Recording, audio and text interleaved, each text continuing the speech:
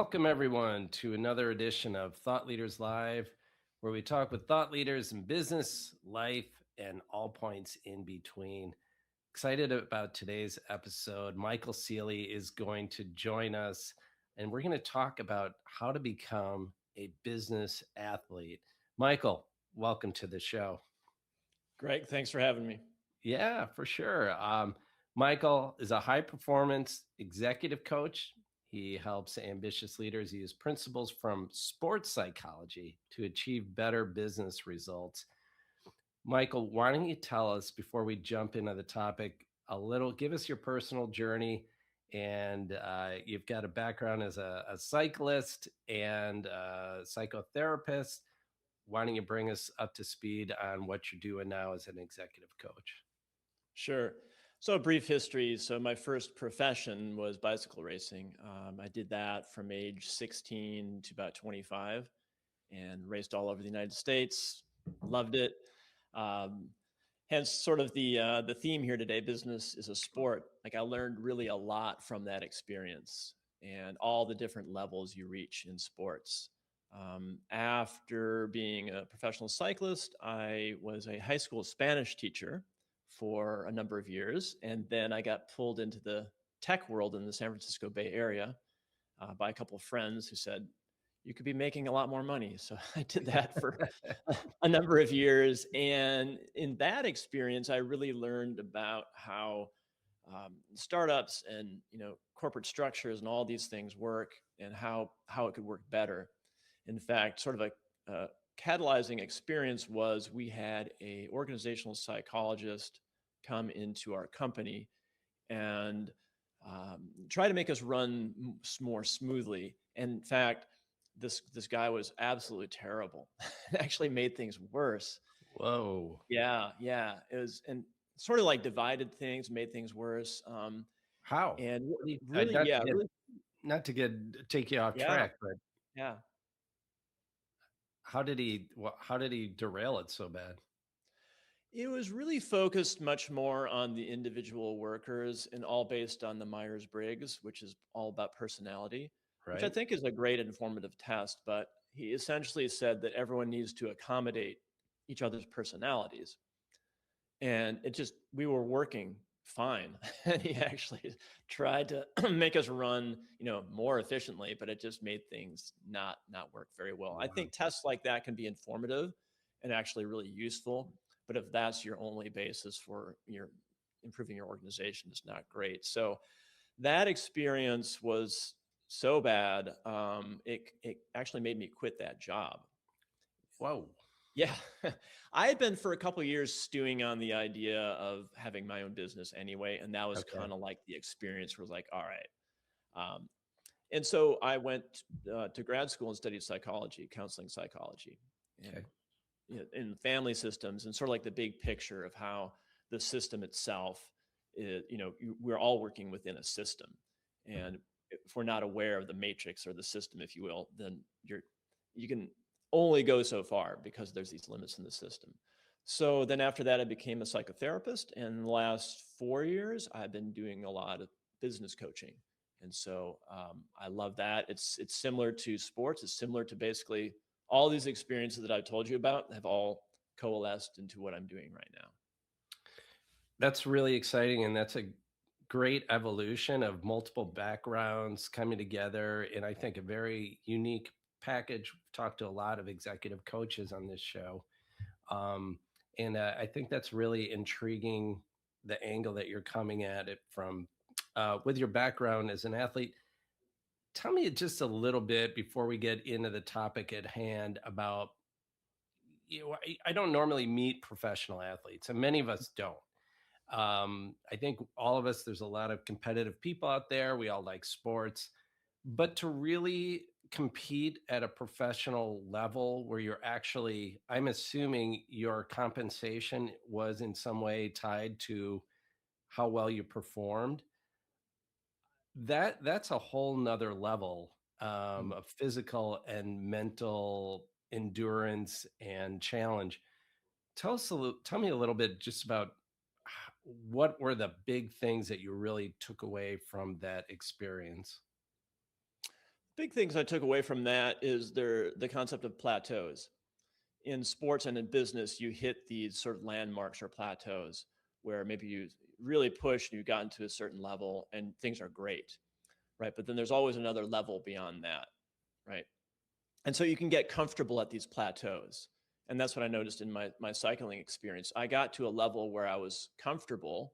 I wasn't making a lot of money, but I was like, it was enough to pay rent and stuff like that. Yeah. And so I was like, God, this is great. I'm doing what I love. And, so, but then there's this other level, which it was such a mental barrier of, like, do I belong at this level? Like a little bit of imposter syndrome.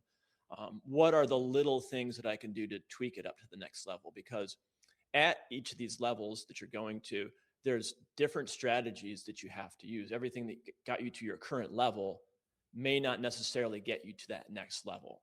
So it may Yeah. not be working or grinding harder in your business. It may be working smarter or delegating or using AI or different systems.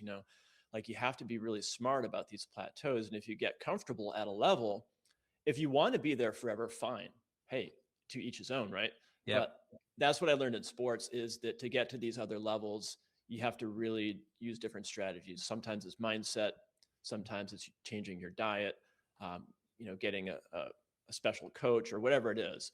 But that's what I noticed, is the comfort of those plateaus that you hit. That's really interesting. Yeah. So I've heard the term, what got you here won't get you there. Right. Sounds like kind of what you're talking about. Yep. Um, my son used to be a cross country runner, Mhm. and I remember reading who was it was a runner. He won the Boston Marathon from Brazil, I think he was. And his big thing was his main claim to fame is he could run through pain. I Yeah. mean, that he had no problem doing that. Is that, I mean, I think in sports, when you're talking about the plateau, I'm assuming in bicycling, there's maybe another level of physical pain. But Mhm. I also think that discomfort is a pain. And Mhm. maybe that's part of getting to the next plateau, right? Is learning how to deal with that discomfort that comes with pushing yourself to the next level.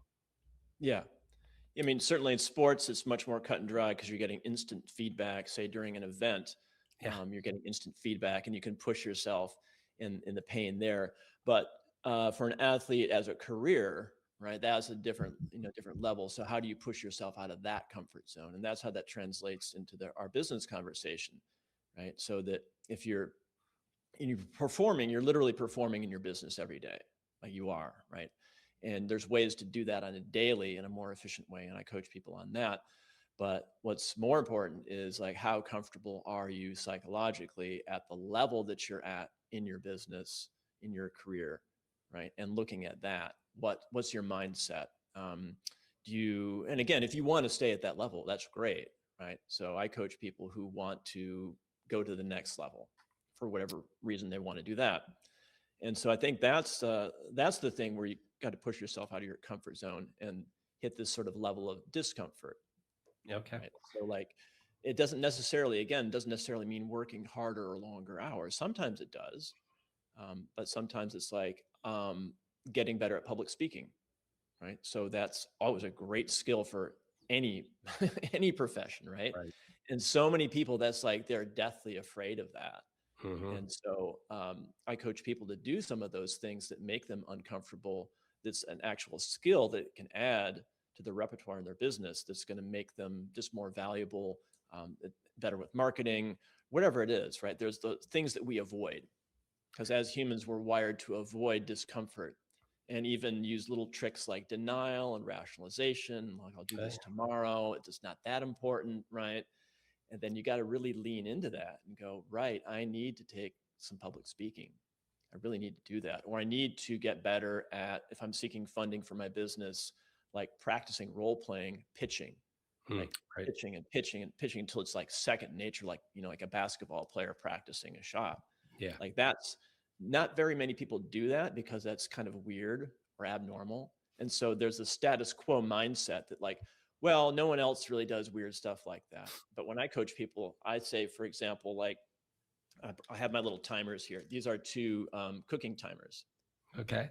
I use these pretty much every day. One set for 25 minutes and one set for 5 minutes. Okay. Right. So if I'm working on something like, a video or something like that, I'll go for 25 minutes editing and then I'll take a forced 5 minute break. And this is weird. Like people think I'm weird and I'm like, great, I'm weird. That's fine.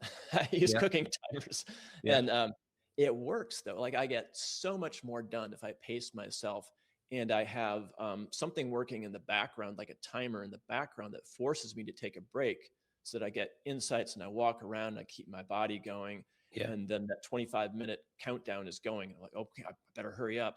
And then I don't scroll social media. I don't do these little breaks, right? So I teach stuff like that.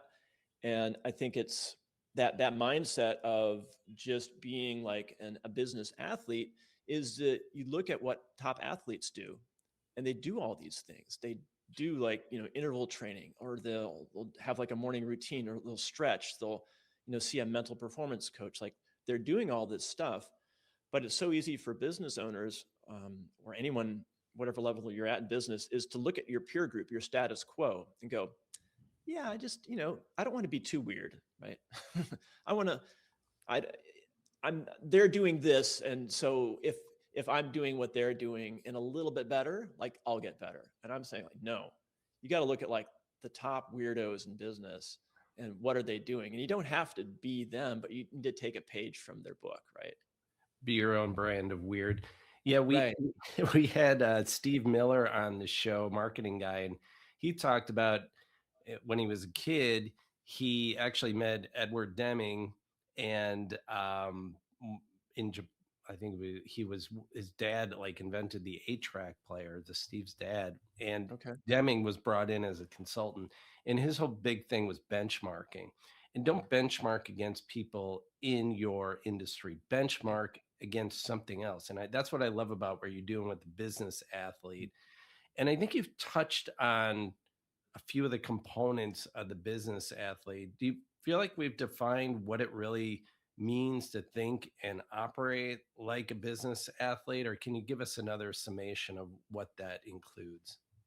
I think we touched on. I'll break it down in kind of like two departments: your daily performance, like in the game, if you will, as a business athlete, and then the overall, what's your plan? How are you going to get better?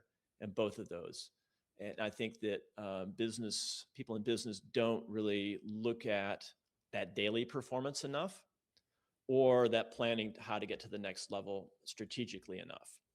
That's, they may have some goals about their business. It may be, yeah, they may have goals, but they don't really have it broken down. What are my milestones, right? So athletes Yeah. will have, daily goals, weekly goals, and they focus on that. Did I meet this for the week? And that just helps them so much, helps with burnout, helps with all this stuff.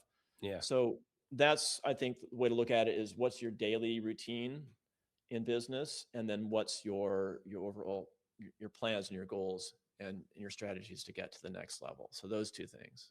I love that. Kind of gives you the short term and the long term. But yeah, I Yeah. mean, you got to execute. And I love your timers. Hmm. Initially when you showed me the timers, I'm like, this is just a big scam to try. He's part of the timer market, and Right. he's just here to sell me timers. But Yeah. no, it's a great system for chunking out your workday. And I think like there's so many distractions. Like we're being made to have attention deficit disorder by all the distractions there are. And I always find out when I'm chunking, like you said, this kind of world of time management isn't such a hurdle. It suddenly seems like I have more time than I know what to do with almost. Do you find that? Do you find like when you are very disciplined and you're adhering to the timers, you're good. When you've got that hyperactive hive mind, like Cal Newport talks about, you're jumping all over the place and you can't stay focused. Yeah. Yeah. Humans love structure. We love routine. We get bored with it sometimes. Yeah, right. Right. And that's okay. You can mix it up a little bit, but it really, if you stick to it, a structure and a discipline, you have so much more energy because if you don't have that structure, your executive functioning is like, I need to be thinking about this or worrying about this. Or if you have the structure already set up in your day or your week, it's you know in the back of your mind what's going on, like the timers, right? Oh, I have to take a break now. You don't Yeah. have to worry about like, oh, am I making progress in the day? So yeah, it's really a lot about structure and routines for Yeah. sure. Yeah. Okay. Couple buddies are here. We got James Roloff chiming in that the cooking timer life is very effective. He's got a little Pomodoro cute Yep. timer on his desk. So that's Yep. James trying to corner the timer market there. And then we also have Emma talking about we are all a little weird and definitely some very weird spelling there coming from Emma. So Yeah. and two good buddies of both of ours. So thanks for listening, folks. We appreciate that. Let's just talk a little bit about the mindset with for a high performer, how that can help a stuck entrepreneur. Like that is that someone stuck at a plateau? Mm. It could be, yeah, if we want to talk about stuck, right? So stuck at a plateau, and then that might translate down into your daily routine too. If you're feeling stuck, then your motivation is going to go down, your energy is going to go down. Um, so if you look at a high performer always has a routine, especially let's starting with a morning routine. Okay. So my morning routine is I get up and the first thing I do is I make coffee. All right. That's my number one thing. But while my coffee is brewing, I do a gratitude journal. So three things that I'm grateful for. And I reflect on it and I look at it and I actually feel the gratitude. So I start my day intentionally. I don't check email. I don't worry about my problems. First thing, I resist put my phone is in a drawer. I don't look at it. Yep. Very disciplined about that. And then I'll have a book that I'm reading, and I'll read like a page and a half of the book. Yep. So like an inspirational book. So I'm getting myself primed and focusing on positivity and all the good stuff. Having my coffee, so my energy level is going up. I hit the gym. I do that for about 30 minutes. I take a shower, and that's like my first hour, and I'm primed and ready to go. If I don't do that, if I say to myself, I'm going to go straight into my problems, um, that's a tough way to start the day. Yeah. But the amount of time it took for me to get primed for the day is such a huge ROI on that. Yeah. And my energy level and my mindset is good for the rest of the day. I may take a midday break and do some exercise as well, and I'm mindful about what I eat. And I think for business owners or anyone, executive, anybody, you have to be mindful of your energy. Your energy really drives you, and Yeah. you can do that physically. Then you also have to do it with your mind, like with the gratitude as well. Yeah. You can do other things, like you can have quotas, like a little action quota for the day. I'm going to text a friend. Have your whole list of friends. You just text them, and again, that's like that weird aspect. Yeah. Like, oh, that's weird. People don't do this. Like, if you got a text from someone you hadn't heard from a while, right, and they're your friends, you probably like it, right? Yeah.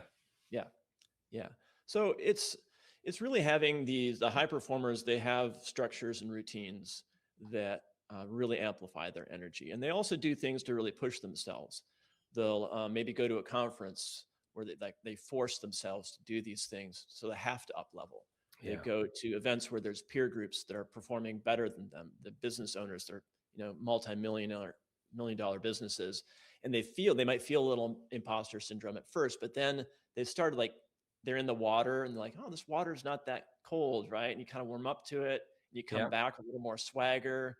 Maybe you buy a nice shirt. You're just like, all right, like you have to put yourself in situations where you're forced to up level or forced to be around people who are better than you. That's a big one. Yeah. Um, so that's you have to iterate these kinds of things. And you also have to iterate taking a break too. So I take one day off a week. Like I force myself to do it. Like All right. Sundays are just like basically off, Yeah. and I go for a bike ride. I recharge, and you get so much more perspective. But if you keep grinding, you're just so much. It's myopic. You're just like you're not seeing the big picture. So the advantage to taking breaks is not only do you recharge, but you get perspective on things too. And I think that's really important. So if you can iterate out like the sort of business athlete energizing, training, upping your skill level, resting. And if you do this, put that all in your calendar month after month, and it's all planned out. So there's no spaces where you can, slack off. But again, it's not like slacking off. It's like you have planned breaks as well. If you get that all in your calendar, I mean, you're going to just see so much more results in your business and your life and everything. But it's that discipline to just sit down with your calendar. The calendar is key. If you put that all in your calendar for a couple months out, like 3 months out, which is really hard Yeah. to sit down and do that. Like most people just don't have the patience to do it. But if you do it and you fill it up, you're like, wow, okay, there it Yeah. is. There's that, networking event that I signed up for. I really don't want to go. It's in Miami or Tampa or what, that you just go. You go. Um, yeah. Yeah. So That's great. From a writer perspective, Stephen King gave some of the best advice ever when he said, sit down and write 1,000 words a day. yeah, That's it. You have to do right. that. And that was like an athlete approach. And I actually did that. And he's like, you do that 8 months, you got a book. Yeah. And I think Yep. that's just what you're talking about. Yeah. It's that consistency. Yeah. I want to pivot over here. You said something I think was really interesting in the show description. How to identify and eliminate limiting beliefs Mm-hmm. that cap Yeah. your growth. What do you mean by those limiting beliefs? Yeah, I mean that's where my psychotherapy background comes in handy. If when I'm working with people, is I'll listen to the language they choose. So a lot of your beliefs can be signaled by the language you use, not just with other people, but with yourself. Like I encourage people to create a self-talk journal, like literally have a journal there next to your desk, and let's say that you're trying to get a new client business, and they say, "Yeah, let me think about it." It comes back in an email, right? Like that doesn't feel good, right?